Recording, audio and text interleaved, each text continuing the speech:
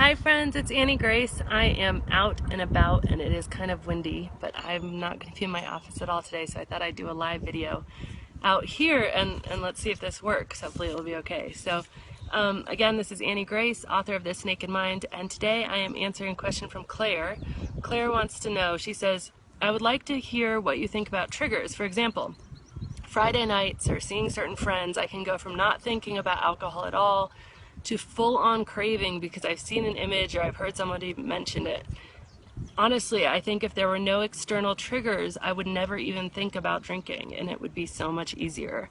I can relate to that. I think that when I first stopped drinking, and it was so surprising that I never thought about it, especially because most of my drinking ended up being by myself, often, in my room, when I was on trips or home or whatever, and I thought, wow, if there was, I was just on some deserted island without alcohol and without advertising, without people who drank, I would literally never even cross my mind to even have a thought about alcohol. And I think that's because we have cravings and triggers, especially in the early days, and they can be pretty hard to deal with. But I guess first I'd say, Claire, like, what a blessing that you're not thinking about it the rest of the time, because that, I think, is a huge thing, and you're already so far kind of ahead of the game, so to speak. But triggers, what's happening inside your brain when you have a trigger, it's a dopamine release, and the dopamine triggers, and it triggers that something is going to happen. It's anticipation for something. So I've talked before about, Pavlov's dogs, and how initially what happened in that experiment is they would be ringing a bell, and the bell would mean food at that instant. And so the dogs would salivate for the food, and then they'd back up that bell to before they gave the food. And suddenly the dogs started salivating at the bell, not when they ate. And so they said, okay, our brains can be primed for something, and primed for getting some sort of food or reward or, gratification. And that's what's happening with this, is you see something where it's Friday night, or somebody says something, or an advertisement comes on, and marketers are brilliant with this priming technique. I mean, they specifically, have you ever noticed how the beer is poured and there's all these bubbles and it's icy cold? And I mean, they do everything possible to engage your brain with that dopamine and with that trigger, to prime it, if you will, to desire a drink. And and it's so we're walking all around, and this stuff is happening all the time. I think that one of the really interesting things about dopamine is you've primed your brain, and then if you're saying, no, I'm not going to do that, it leaves you pretty grumpy. And I think that's one of the harder things to deal with, is because it's this loop. You've been primed, and your brain is chemically expecting a reward. And when you don't give your brain that reward, and you don't allow that to happen, you feel very put out. And it's this feeling of, like, if you imagine a kid, right? And you go up to this kid and you hold up this ice cream cone and say, oh, this is so good. Oh, but you can't have any. That kid probably is going to throw a little bit of a fit. At least I know my kids would. And it's the same thing that's happening, and we think, oh, well, we're adults, we're mature, we shouldn't have that. Well, no, this is neurological, this is chemical, this is happening inside your brain. It's not necessarily your fault. So you've been primed to want something, and all sorts of things trigger this dopamine response, from a picture, from an advertisement, from somebody mentioning it, from seeing a bottle opener to seeing a glass, all sorts of things can trigger this dopamine response. And the really interesting thing to remember here is that this dopamine response has to do with wanting and craving. It does not have to do with liking. So there was a study done, and this was a really interesting study. So there was 2 different sets of mice, and what they did with these mice is they bred them to be dopamine rich or dopamine poor. And how they did that is they literally took generations and generations of very similar mice, so mice that had basically the same DNA, and bred them with each other, brothers and sisters. Disgusting, I know, but anyway, after 10 or 12 generations, and mice breed pretty quick, so they got these mice that just generally have more naturally occurring dopamine in their bodies, and mice that have less naturally occurring dopamine. And the mice that had more naturally occurring dopamine were much more motivated to go after reward. So when dopamine happens, you become very motivated for whatever reward that is that's gonna, engage, that you think is coming.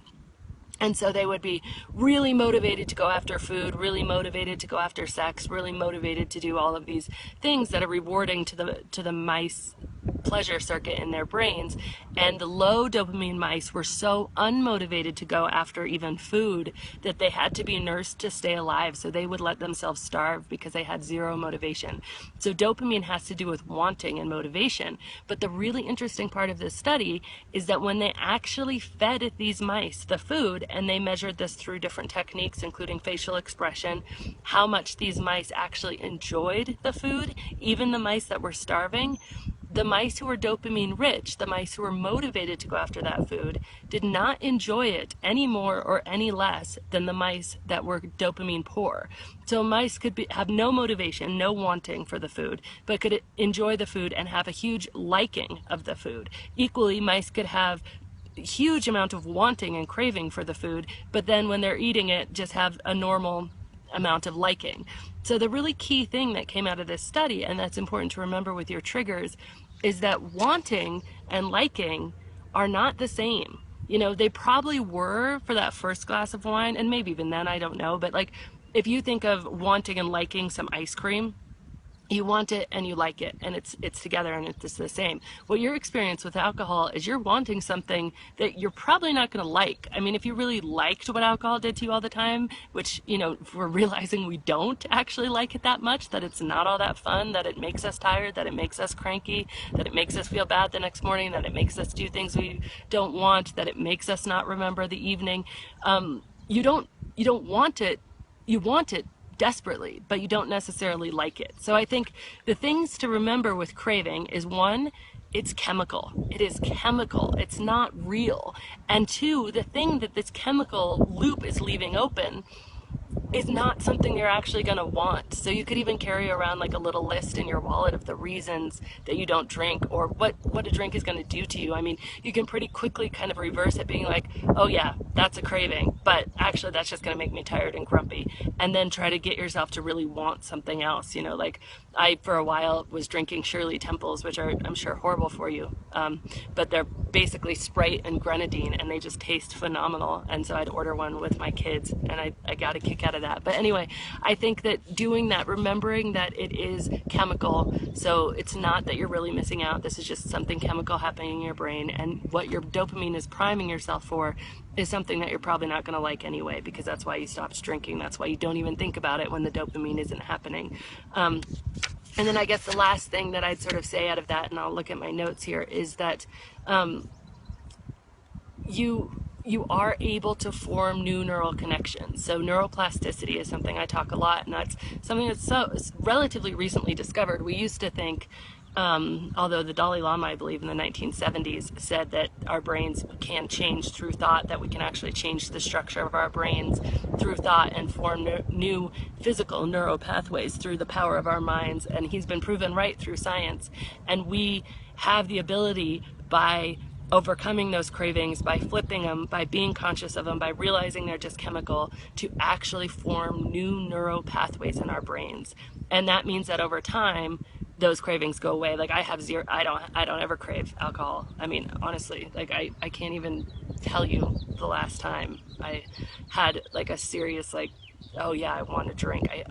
It just doesn't happen anymore. And that wasn't the case early days. I was so happy to not be drinking, but equally, you know, that dopamine was happening. But over time, you know, a few years, and it's not that these things, all I'm saying is that this can and will change with your effort and your work. So be conscious of it, realize that it's chemical, realize that what you're wanting, what you're craving, this chemical craving, is not something you actually are going to probably enjoy. And then realize that the more that you do that, the more that you flip your thoughts, you are actually building new neural pathways in your brain that will completely release you from these triggers and cravings. So it was a really good question, Claire. I appreciate it very much. I hope everybody could hear me okay with the wind, and have a wonderful day.